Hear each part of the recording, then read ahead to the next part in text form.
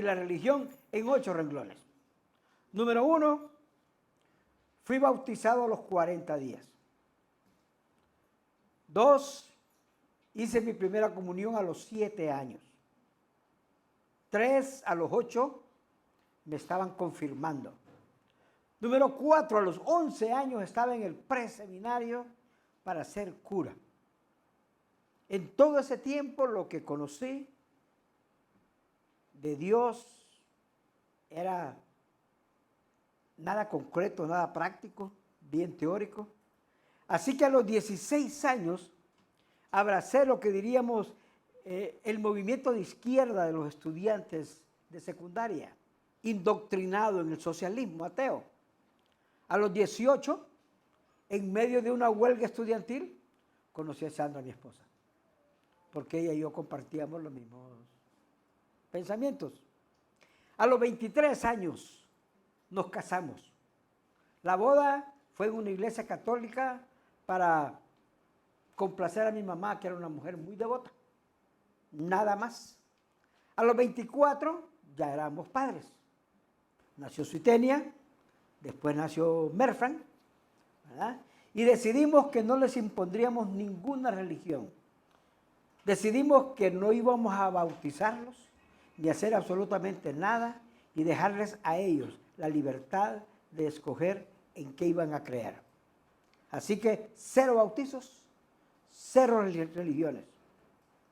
Pero, después de 8 renglones, viene un gran pero. A los 32 años ocurrió algo que yo no buscaba, no esperaba que sucediera, pero un amigo, un compañero de trabajo, insistió en que lo acompañara a la iglesia que él iba. Insistió,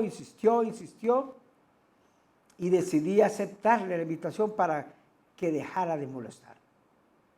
Lo que ocurrió ahí fue que me encontré con Jesucristo e inicié una relación personal con Él.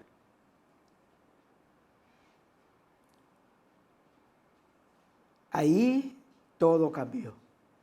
La iglesia donde él iba era la iglesia Gran Comisión de Tegucigalpa, Honduras. Fuimos con mi esposa y empezamos a ver cómo las personas vivían en las promesas de Dios. Y entonces nosotros decidimos, si hay promesas, no solamente son para ellos, es para todos nosotros. Y decidimos vivir de manera intencional en esas promesas. La primera promesa, y la más importante y la más valiosa de todos, es la promesa de la salvación.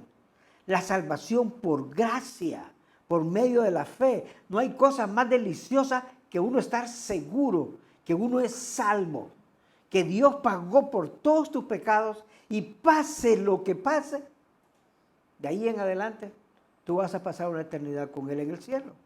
Juan 3:16 dice, porque de tal manera fue tanto su amor para el mundo que dio a su Hijo unigénito, a Jesucristo, para que todo aquel, no deseche a nadie, todo incluye a todos. Todo aquel que en Él cree no se pierda, o sea, no vaya al infierno, sino que tenga vida eterna. Antes de continuar hablando de las promesas, me gustaría que oráramos. Y oráramos por situaciones que están dando, por ejemplo, mi nuera Gaby no vino hoy con su esposo porque fue operada el jueves y está en reposo todavía. A Dargisa no vino porque a Dargisa le van a hacer un procedimiento el día de mañana. Y tenemos tantas cosas que están sucediendo, la salud, y quisiera que pudiéramos orar por eso, por las personas que están en situaciones difíciles. Dios, en esta tarde, Señor, venimos delante de ti a hablar de ti, a hablar de lo que tú tienes en tu palabra para nosotros, de tus promesas, Señor, y de tu fidelidad con ellas. Y te queremos pedir de manera especial esta tarde, Señor, por la salud de Gaby, Señor, que pueda recuperarse lo más pronto posible.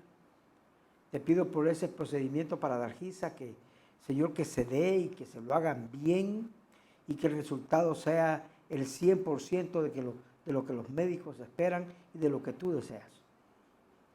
Señor, gracias porque hoy venimos con la intención de aprender de ti y hacer las cosas conforme a lo que tú quieres. Señor, perdona si no estamos siendo fieles en muchas cosas que deberíamos estar haciendo hoy y no las estamos haciendo.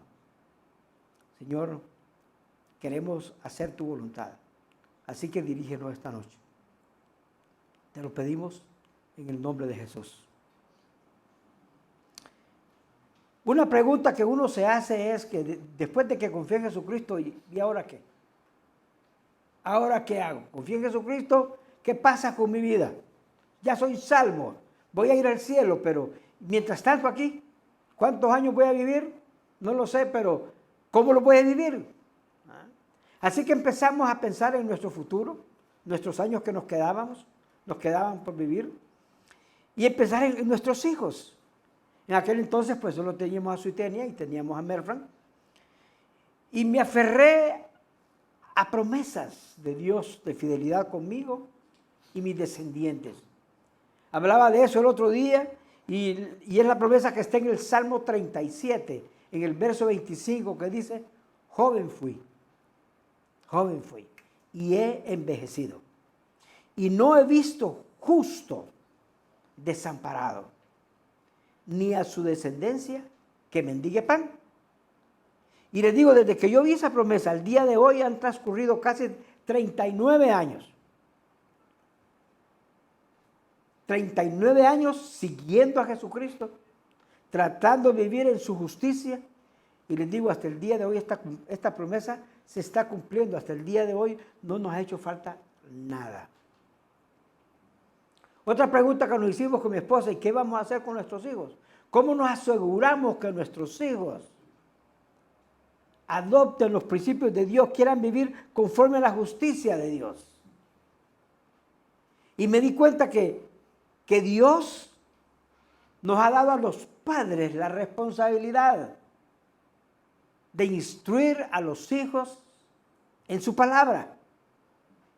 Dios no quiere que le dejemos esto a nadie más, sino los papás sean los responsables número uno, para que nuestros hijos puedan conocer de Jesucristo, puedan poner su fe en Jesucristo y seguirlo, tener una relación personal con Él. Ahora, ¿cómo quiere Dios que eduquemos, entrenemos a nuestros hijos? Y lo encontramos nosotros en el libro de Proverbios. Hay una instrucción excelente para los padres y dice en Proverbios 22, en el verso 6, instruye al niño, instrúyelo en su camino. Y aun cuando fuere viejo, no se va a apartar de él. Se va a mantener en el camino.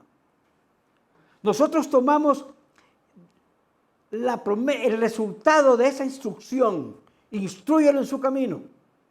Y el resultado es que no se va a apartar. Así que tomamos esa segunda parte, ese resultado de esa instrucción como una promesa y nos aferramos a ella. Y entendimos lo importante que es para cada padre instruir a sus hijos en los principios de Dios. En nuestro caminar con Dios y vivir en sus promesas nos hemos llegado a tener bien claro, pero bien claro.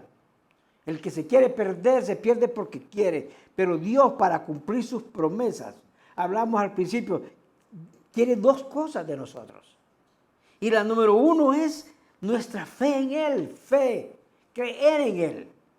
Y la número dos es nuestra obediencia, que le obedezcamos. Si Él dice, haz esto, hazlo.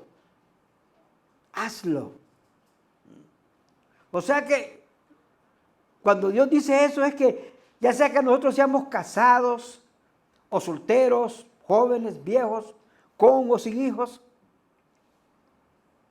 que nos atrevamos a creerle, que le creamos lo que Él dice y que obedezcamos lo que Él manda.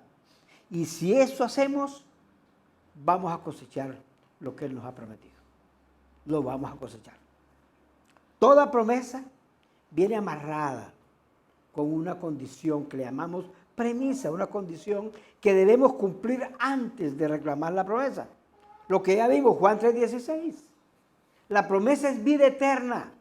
vida eterna, una eternidad es algo que no termina, no son 50 años, no son 1000 años, no son millones de años, es la eternidad en su presencia. Esa es la promesa. Y la premisa es creer en Él. Poner nuestra fe en Jesucristo, que su sacrificio en la cruz fue suficiente, que no necesitas más nada, no puedes agregarle nada al sacrificio de Jesucristo. O la promesa que nosotros hemos seguido en Salmo 37, 25, que Él nos promete que no nos va a faltar nada, ni a nosotros, ni a nuestros descendientes, los hijos, los nietos, bisnietos. No nos va a faltar nada si nosotros abrazamos su justicia, vivimos en su justicia. O lo que hablábamos sobre los hijos, en Proverbio 22, el verso 6. Que mis hijos, aun cuando sean viejos, que lleguen a los 50 años, y ya tengo una que anda cerca de los 50, o llegue a los 70, no me mires mal.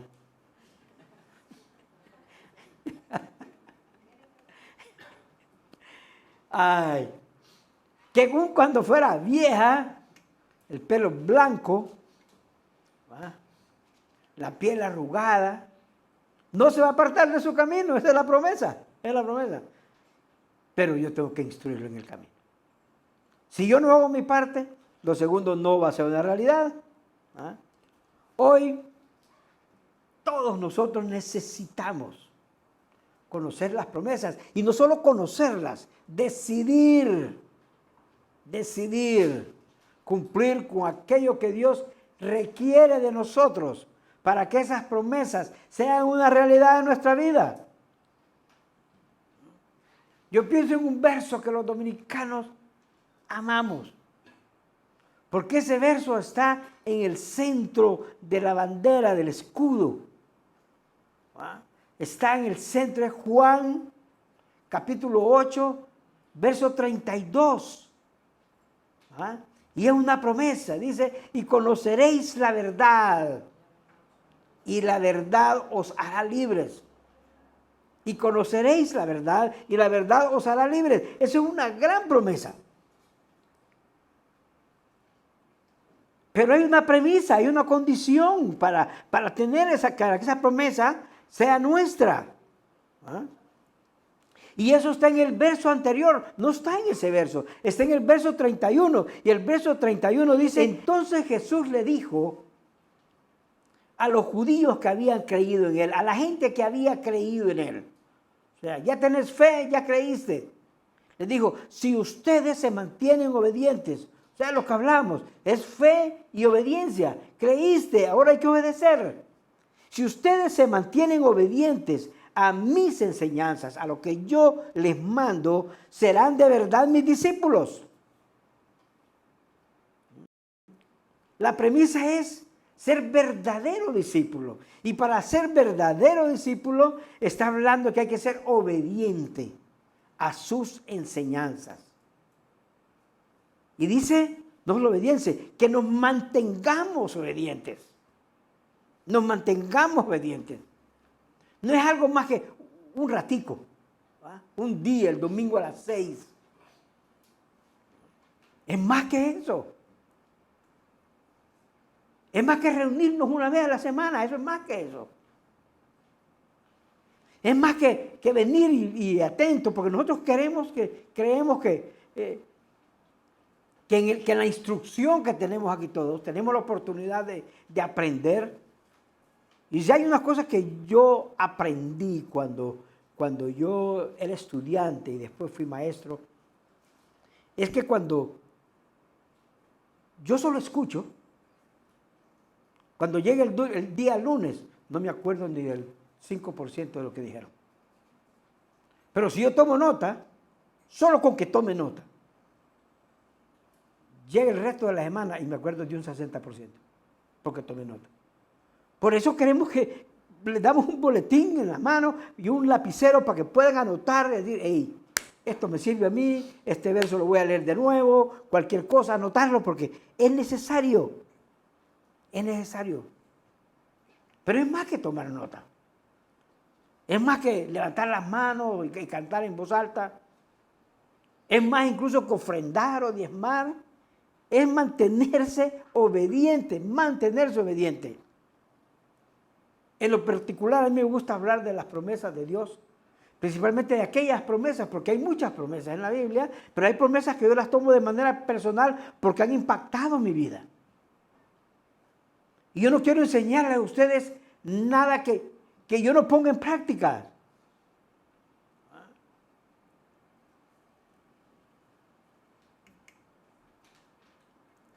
Y hay una de ellas que ha impactado mucho, y es la promesa que quiero que hablemos hoy de ella, y es la promesa donde Dios me dice a mí: mira, Dago, si tenés fe y decides ser obediente, prepárate porque yo te voy a llenar los bolsillos. Prepárate para la abundancia. Prepárate. Si tienes fe y decides obedecerme. En sus propias palabras, Dios me está diciendo: mira, Dago, prepárate porque yo te voy a abrir las ventanas de los cielos. Y te voy a derramar tanta, pero tanta bendición que no vas a tener a dónde guardarla. Te voy a dar hasta que sobreabunde.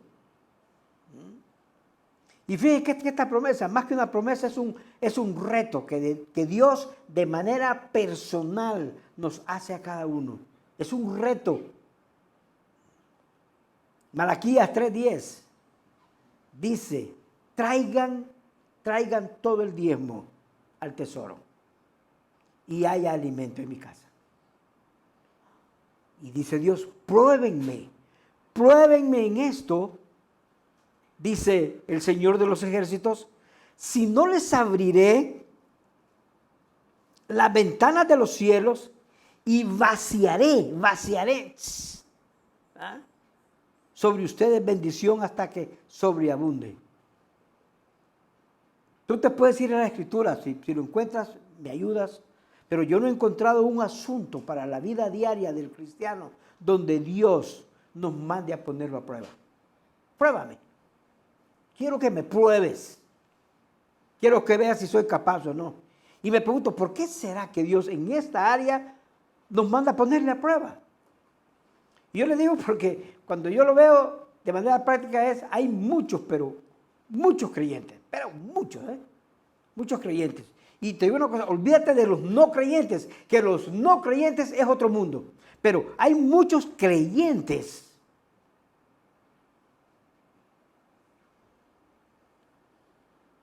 que lo que Dios manda para la parte financiera no la creen.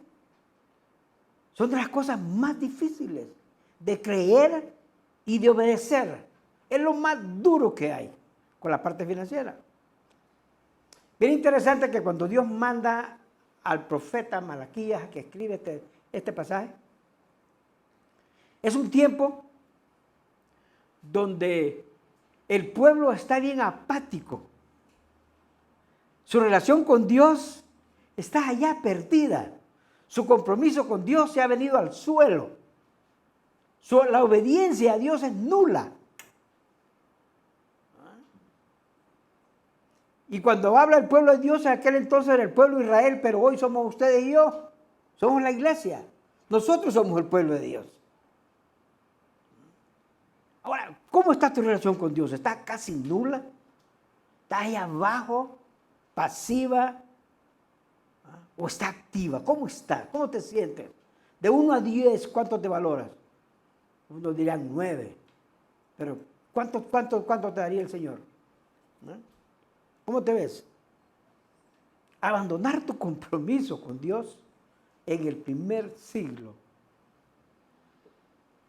o 600 años antes de que Jesús naciera y en el siglo XXI se ve reflejado en la parte financiera. Se ve reflejado. Incluso porque antes de que el profeta escriba este verso, antes de que Dios los ponga a prueba, les dicen los 2 versos anteriores. En el verso 8, mira, verso 8 dice: ¿robará el hombre a Dios? Una pregunta. ¿Robará el hombre a Dios? Y dice: pues ustedes me han robado. Ustedes me han robado. Pero dicen: ¿en qué te hemos robado? ¿En qué? Dime, ¿qué te he robado? Y Dios dice, en los diezmos y en las ofrendas. Verso 9, malditos son con maldición, porque ustedes, la nación entera, me han robado. Y ahí es cuando viene el verso 10, dice, traigan todo el diezmo, tráiganlo al tesoro y que haya alimento en mi casa. Pruébenme, pruébenme. Si no les abro las ventanas de los cielos, pruébenme. Y les vacío todo lo que tengo arriba hasta que ustedes no tengan dónde guardarlo, hasta que sobreabunde. Esa pregunta de ¿robará el hombre a Dios? Para mí es algo incómodo porque realmente ¿será que alguien se puede atrever a robarle a Dios? ¿Ah? Algo atrevido. O robarle a Dios viene siendo un acto de una persona malagradecida, desvergonzada. ¿Ah? Y más desvergonzada cuando dice, ¿en qué te hemos robado? ¿En qué? Y yo les voy a decir, ese pasaje para mí es autodestructivo porque Dios dice, ustedes son malditos con maldición. Como que dice, doblemente malditos. Dios le llama robo. No yo, no yo. Dios le llama robo cuando nos quedamos con el diezmo.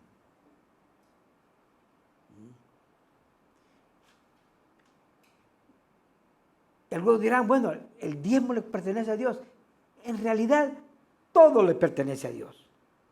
La Biblia dice que de Dios es la tierra y todo lo que hay en ella, incluidos nosotros. Todo es de Dios. Todo es de Dios.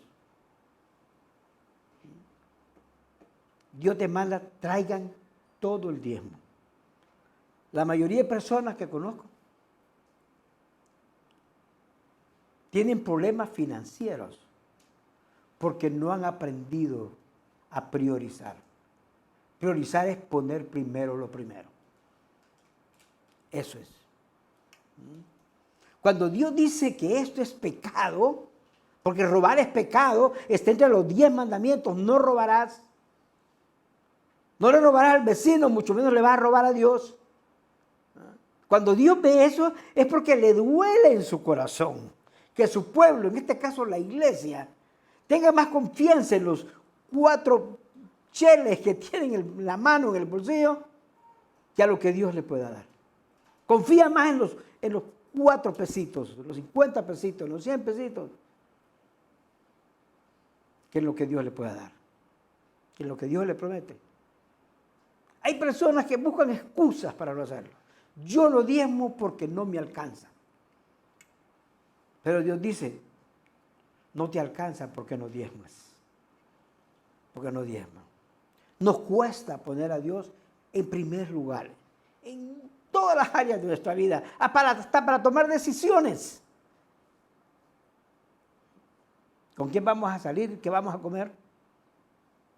Mateo 6:33 dice, más bien, busquen primeramente al reino de Dios y su justicia. Busquen primero el reino de Dios y su justicia y todo lo demás, todas estas cosas les van a ser añadidas. Y cuando habla de estas cosas, se refiere a casa, comida, bebida, lo que vas a vestir.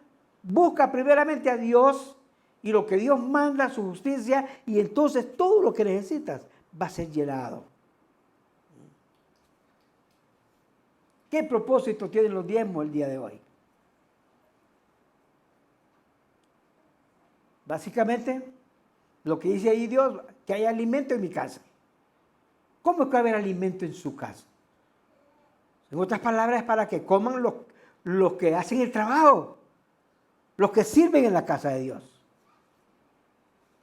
Que haya fondos para extender su reino. El deseo de Dios es que un día esta congregación sea capaz de mandar misioneros a otros sectores de la ciudad, a otras ciudades del país e incluso a otras naciones. Es lo que dice la Biblia que debemos hacer. Y me serás testigo en tu barrio, en tu sector, y después en tu ciudad, en tu país y hasta lo último de la tierra. Dios quiere incluso que haya fondos para ayudar a los hermanos que lo necesitan, a las viudas. La promesa es clara, que Él va a abrir las ventanas de los cielos, las compuertas de los cielos, para derramar bendición hasta que no tengas a dónde guardarla. Esa es la promesa, bien clara. Y la premisa o condición también es clara. El que no la quiere ver, no la ve porque está ciego, pero es clara. Dice, traigan todo el diezmo. Todo, de manera íntegra. Tráiganlo todo. A mí me gusta este pasaje porque en el verso 11, Dios amplía su promesa. Amplía su promesa no solamente a proveerte más de lo que necesitas, sino a proteger lo que Él pone en tus manos. Yo te voy a proteger. Y dice en el verso 11, reprenderé al devorador. Reprenderé al devorador para que no arruine tus cultivos y las vides en los campos no pierdan su fruto. Así dice el Señor. Y eso es protección. ¿Qué cosas hoy arruinan o se comen tus ingresos? Te caen unos cheles y hay cosas que te los devoran. ¿Saben qué? Enfermedades, por ejemplo. Te comen lo que tienen. Ahorraste, ganaste y de repente te cayó una enfermedad y se fue el dinero. O te pagaron, vas saliendo y te atracan los ladrones. Hay por todos lados. A un hermano le quisieron abrir la casa y le arruinaron el llavín, tuvo que cambiarlo. ¿No? Porque los atracos están por todos lados. ¿No? Las catástrofes naturales, que hay una tormenta de esas que a veces caen y te arruinó la vida. ¿Gastaste en qué? ¿No? Dios promete que nos va a proveer más de lo normal y que va a proteger lo que ponga en tus manos. De nuevo es creer y obedecer. Si crees y obedeces, te estás preparando para vivir en la abundancia. Pero de nuevo, hay que creer y hay que obedecer. La meta de Dios no es que nosotros seamos lo que somos hoy.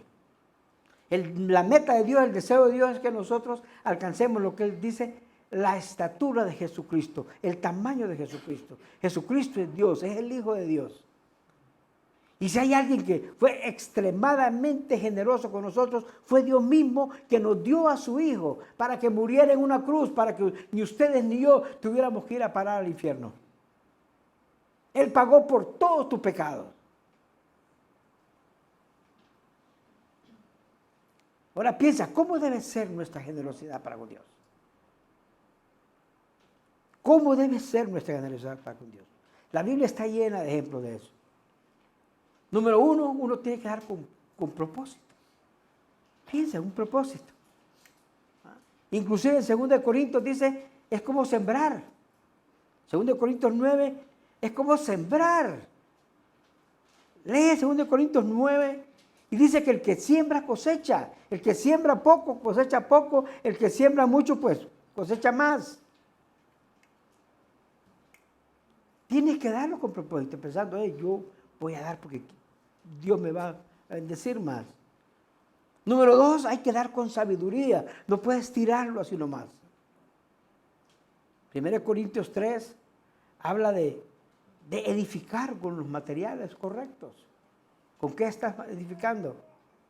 Número 3, dar con la actitud correcta. Actitud correcta. Marcos, en el capítulo 12, habla de las blancas de la viuda. La blanca que sacó su monedero, sacó lo único que andaba y lo puso en el templo.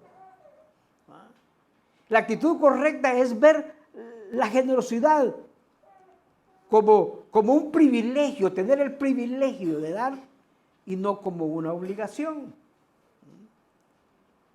Número 4, dar de manera generosa. 2 Corintios 8 habla de los macedonios. Los macedonios se enteraron que se estaba haciendo una colecta para los hermanos en Jerusalén que la estaban pasando mal. Y los macedonios estaban pasando muy mal también. Pero ellos rogaron, pidieron que ellos querían participar de dar una ofrenda para los hermanos allá. Y dice, dieron más allá de lo que podían. De su extrema pobreza sacaron para dar. Lean ese pasaje. 2 Corintios, capítulo 8. En otras palabras, evita ser tacaño. Tacaño con Dios. Cuando somos tacaños con Dios, estamos poniendo la escasez por encima de la abundancia. A veces muchos nos preguntamos, ¿y cuál es el mínimo que puedo dar? ¿Cuál es el mínimo? Hay un individuo que me gustó la historia de su vida, se llama Henry Crowell, fue el fundador de la empresa Quaker Oats, avena Quaker. Este individuo pasó por situaciones bien difíciles. Él tuvo tuberculosis y su papá y su hermano murieron de tuberculosis. Y él dijo, Dios, si tú me das vida, yo quiero trabajar de tal manera de proveer fondos para que tu evangelio corra. Y este individuo, de sus ingresos, daba 65 y hasta 70% de sus ingresos para el evangelio.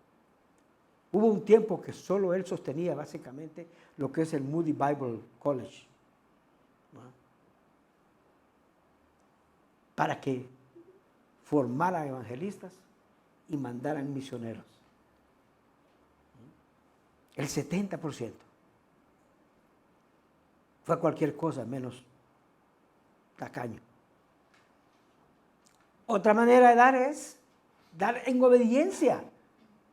Lo que dice en Malaquías, tráelo, obedece, tráelo. Y aún dar con fe. Todos hemos leído el capítulo 11 de Hebreos, el capítulo de la fe. Sin fe es imposible agradar a Dios. Y cuando llega al verso 4 pone un caso de ofrenda y es Abel ofrendándole a Dios lo mejor que tenía de sus crías. Hay un verso que quiero compartirles que está en Santiago capítulo 2, verso 18, que dice, sin embargo, dice, alguien dirá, alguien puede decir por ahí, tú tienes fe y yo tengo obras. Pues bien, veámonos las caras. Muéstrame tu fe sin las obras y yo te mostraré la fe por mis obras. Cuando yo veo ese verso, yo lo veo como que Dios nos quiere retar y el reto de Dios es, mira, tú tienes que vivir de tal manera que tu fe sea visible. Muéstrame que se vea, muéstrame tu fe.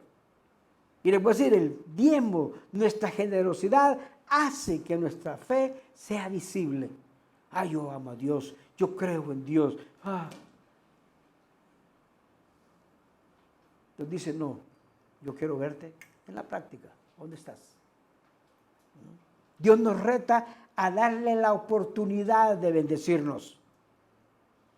Dios nos reta a darle la oportunidad a que nos dé de manera abundante. Incluso Dios nos reta a nosotros a que lo veamos a Él como lo mejor que nos puede ocurrir en todas las áreas de la vida. Pero de nuevo, eso es bien personal. Todas las promesas de que estoy hablando son personales para mí, son personales para ti. La decisión es personal. Yo decido creer, yo decido obedecer.